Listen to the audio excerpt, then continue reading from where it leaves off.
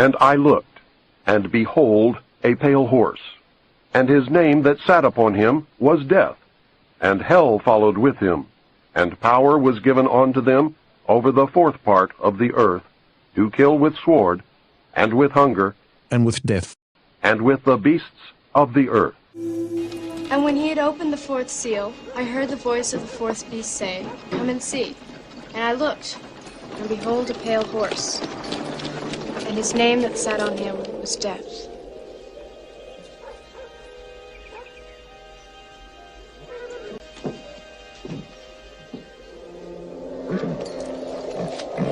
And hell followed with him.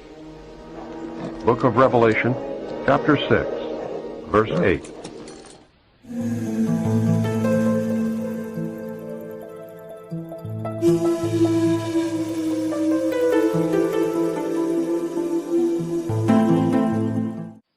There have been many related sequential coincidences all throughout my life, incidents that by themselves would have led nowhere. Statistically, the odds against the same or a related sequence of events happening to one individual are astronomically high.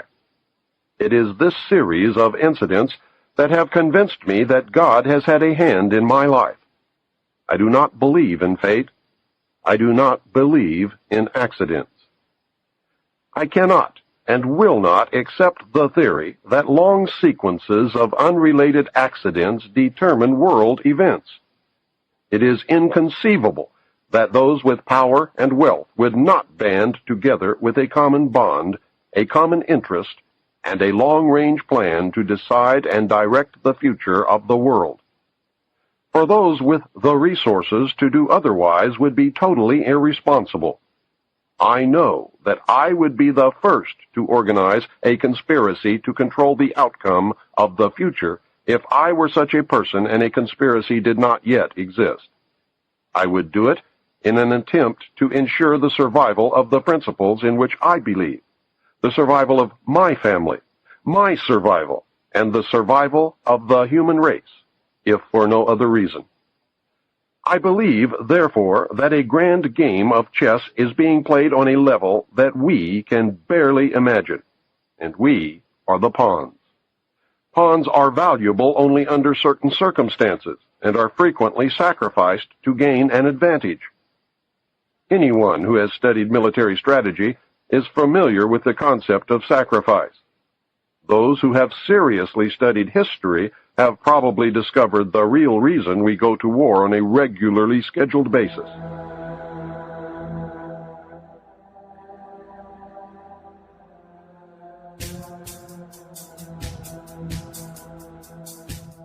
My research has shown, at this point, that the future laid out for us may be just about impossible to change. I do not agree with the means by which the powerful few have chosen for us to reach the end. I do not agree that the end is where we should end at all. But unless we can wake the people from their sleep, nothing short of civil war will stop the planned outcome. I base that statement not on defeatism, but on the apathy of the majority of the American people. 25 years ago, I would have believed otherwise, but 25 years ago, I was also sound asleep. We have been taught lies. Reality is not at all what we perceive it to be. We cannot survive any longer by hanging on to the falsehoods of the past. Reality must be discerned at all costs if we are to be a part of the future.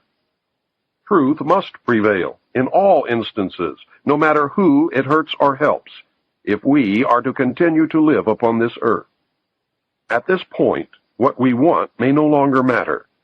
It is what we must do to ensure our survival that counts. The old way is in the certain process of destruction, and a new world order is beating down the door. I fear for the little ones, the innocents, who are already paying for our mistakes.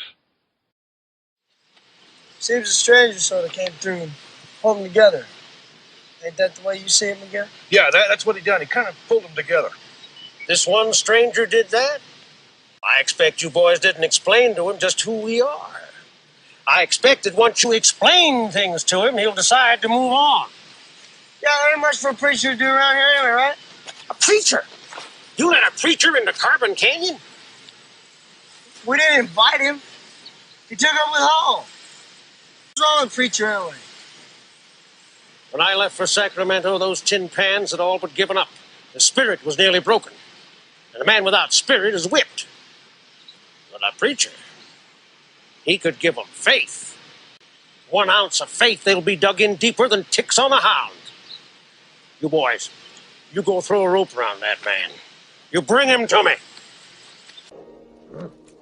If we do not act in concert with each other and ensure that the future becomes what we need it to be, then we will surely deserve whatever fate awaits us. I believe, with all my heart, that God put me in places and in positions throughout my life so that I would be able to deliver this warning to His people. I pray that I have been worthy and that I have done my job.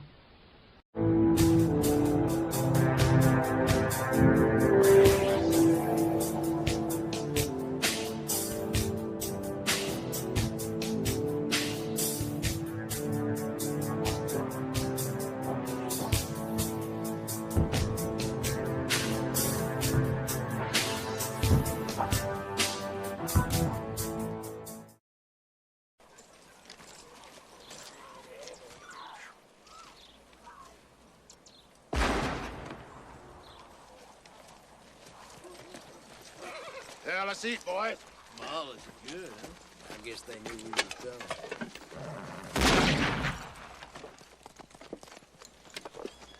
Temor de Dios. El temor de Dios es lo que ustedes no tienen. Tú eres el hijo de Satanás.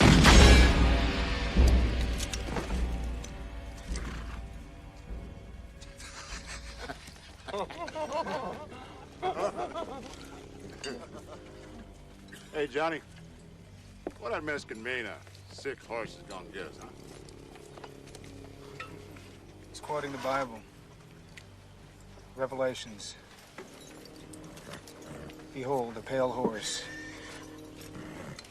The man who sat on him was death. And hell followed with him.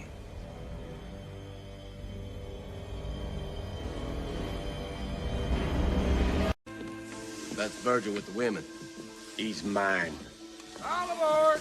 Hey, Matty, where's Wyatt? Right behind you, Stillwell.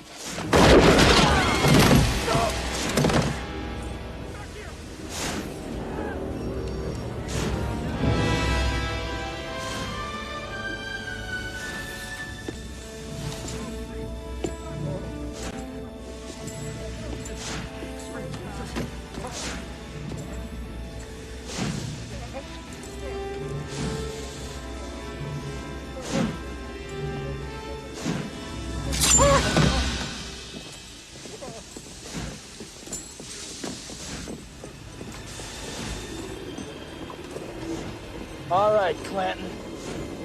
You called down the thunder, well, now you got it. You see that? It says United States Marshal. Wyatt, please don't kill me, please. Please. Take a good look at him, Ike, because that's how you're gonna end up. The cowboys are finished, you understand me? I see a red sash, I kill a man wearing it. So run, you cur. Run! Tell all the other curs the law's coming! You tell them I'm coming! And hell's coming with me, you hear? Hell's coming with me!